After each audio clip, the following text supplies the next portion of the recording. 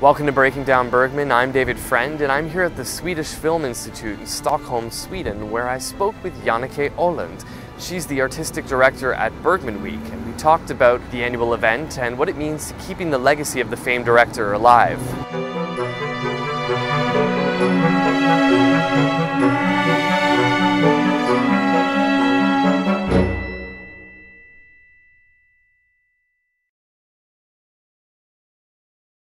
My name is Jannike Åhlund, and I'm the artistic director of the Bergman Week, which is a festival that's been running for 10 years. It celebrates its 10th anniversary this year.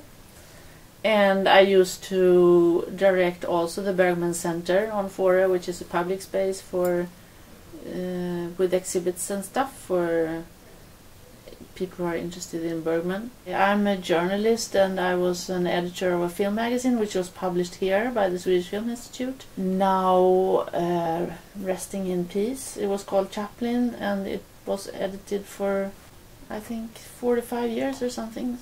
But while I was editing it, I got an award from Bergman. There are these national film awards, and he wanted to do his sort of off-Broadway thing, so he had since 30 years back or something a personal Ingmar Bergman award, and he was the only person in the jury was him, and he liked the magazine, so he gave me that award. And with it came an occasion to make a longer interview for him for Chaplin magazine. I had interviewed him at earlier occasions as a journalist, but that's more or less how it started, and he was very sort of friendly and liked what I did, and so that was 93. Yeah, and then somewhere back in end of 90s we had this idea that let's create something around Bergman on the island, like a small sibling festival, very small, very intimate, and when the tourists are gone, more or less.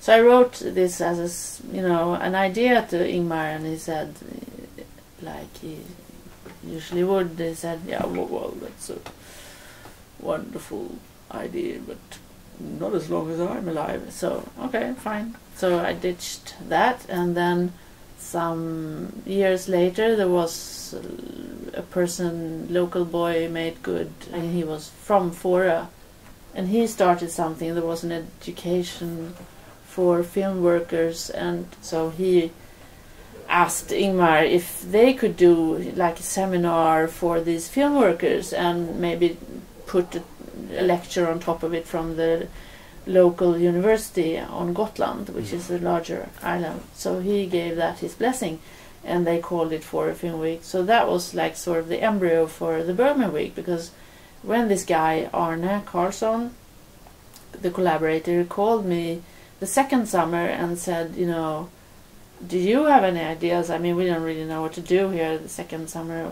And I said, yeah, you betcha. So then I just sort of took that old concept and dusted it off, and because then it was already blessed, and then he couldn't do anything about it. No turning back. And then I met him, and he said, well, you don't expect me to be part of that. I mean, Ingmar, in the local store. And I said, well, no, I mean, you're a big boy, you do as you like, so no, you don't have to participate.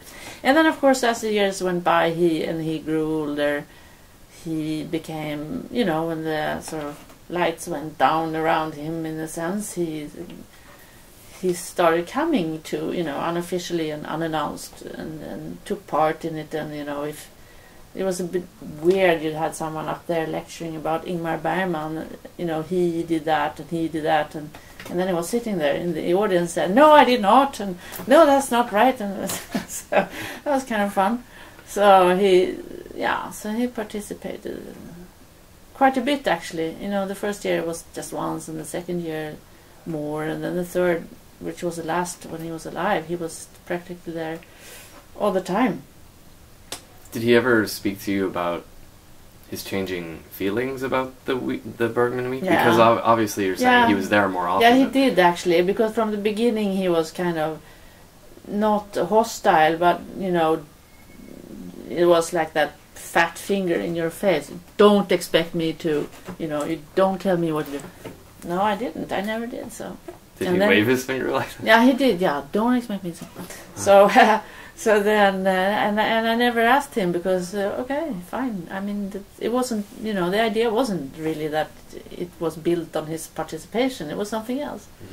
And then I remember, yeah, the last year, you know, and I mean, old people get sort of sentimental when they grow old, and there was this one occasion when he came up to me and said that he was, you know, genuinely touched that we did this and that we, you know, put so much work into doing the festival, etc. And so that was, you know, that was a nice moment. I was in the lucky position, I think.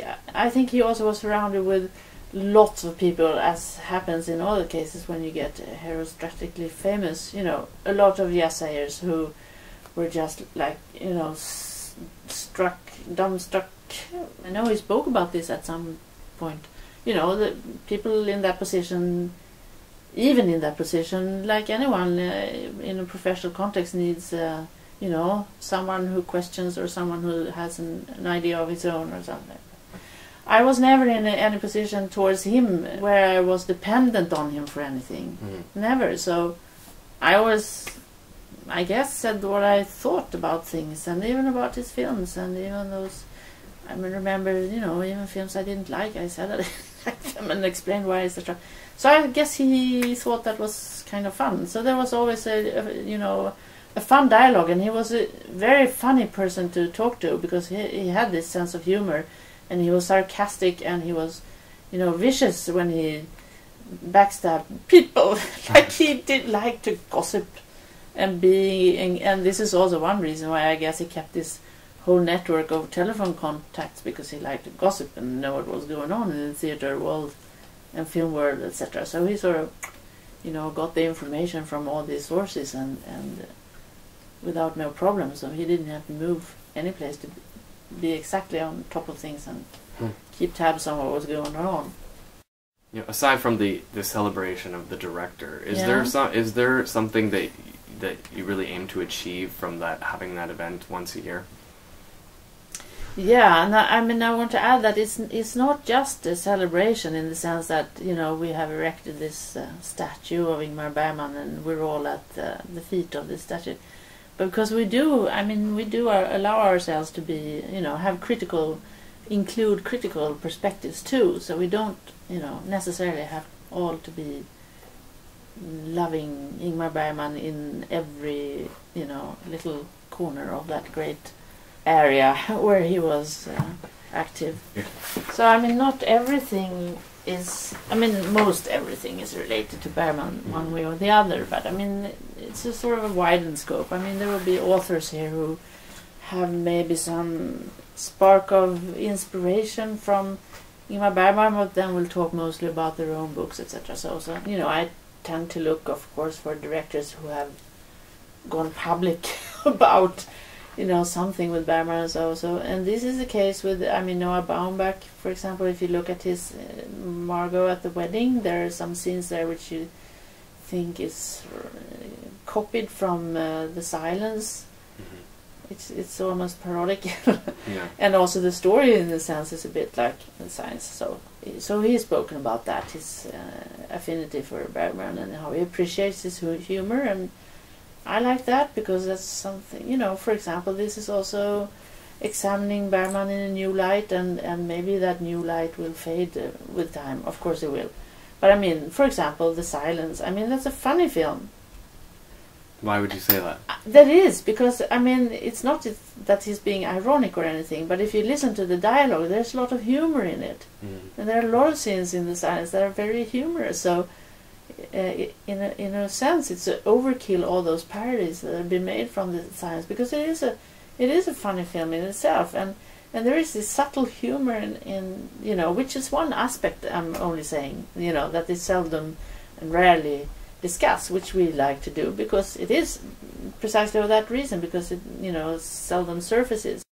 When you arrive as a tourist, random tourist to Fårö, there is his grave in the Fårö cemetery, and then as a Swede at least, you look at this slab and you read his name, and And you know, I mean, Bergman has never been popular. I mean, it's, you know, dealing with difficult subjects, existential questions, etc. So you go there because you're a Swede and you feel that, okay, I'm a Swede, so this is part of, you know, the Swedish cultural heritage, and since I'm one of them, it concerns me somehow, but how? I'm not sure. I mean, I'm standing here and I never liked the guy's movies, and maybe I have seen, you know, Fun and Alexander, because that was screened in on television every Christmas, more or less. So that's all I know. Okay, now I've seen his grave, and that's the end of the story. No, it's not the end of the story, because if you move then 50 meters down the road, there is this Bergman Center, and so what we're trying to do is to present this to, you know, for those people who would like to know more, or who already know some but would like to know more. This is the Bergman Center. Ta-da! This is an old school on Fårö, on the Baltic Isle of Fårö, where he spent his 40 years of his life. So this is, we're inaugurating this building now. This is of course an architectural vision. It's an ugly old school really on the island, which now you know, houses 4 exhibitions about Bergman. Our ambition is to give life to, you know, the tremendous oeuvre of Bergman's, you know, to keep the heritage alive in a sense. This is just opening, it's fresh. No, we've been running, you know, sort of squatting in that school and doing everything very low budget and with what meager means that we have had at our disposal. We have had really tough time, you know, trying to get the state come along, or the Ministry of Culture, whatever.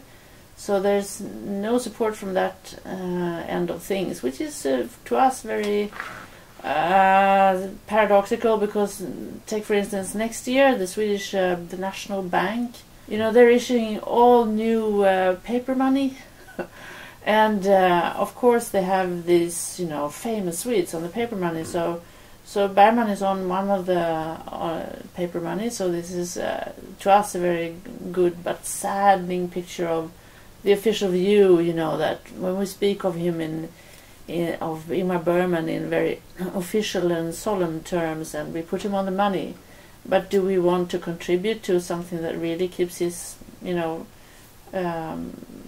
fantastic heritage alive? No, we don't want to do that. So that's that. So we found money elsewhere just for the restoration and renovation of the building, and then we're hoping to be able to finance it halfway ourselves with entrances and stuff, but we do need support.